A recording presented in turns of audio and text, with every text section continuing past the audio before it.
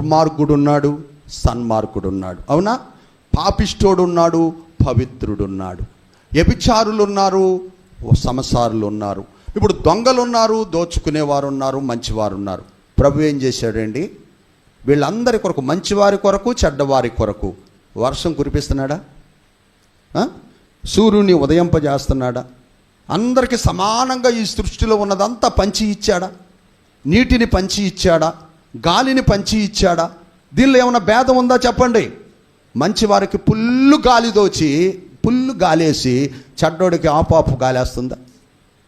మంచోడికి కడుపు నిండా మంచినీళ్ళు ఇచ్చి దేవుడు చెడ్డోడికి కొంచెం ఇస్తున్నాడా? సృష్టిలో ఉన్న వాటిని మంచి వాళ్లకు, పవిత్రులకే ఎక్కువగా తినటానికి అవకాశం ఉంది, దుర్మార్గులకు కొంచెమే తినే అవకాశం ఉందని ఏమన్నా దేవుడు ఆజ్ఞేశాడా? లేదు. అందరికీ సమానముగా ఆయన పంచి ఇచ్చుచున్నాడంట.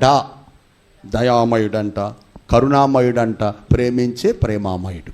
అందుకని ఆయన ఎరిగిన మనము ఈ దుష్టత్వము, అసూయ, దూషణ మాటలు, వేషధారణలు, కపటములు అవన్నీ మనలో ఉండకూడదు. అలా ఉండిన ఎడల దేవునిలో నువ్వు అత్యధికముగా అభివృద్ధి చెందెదవు.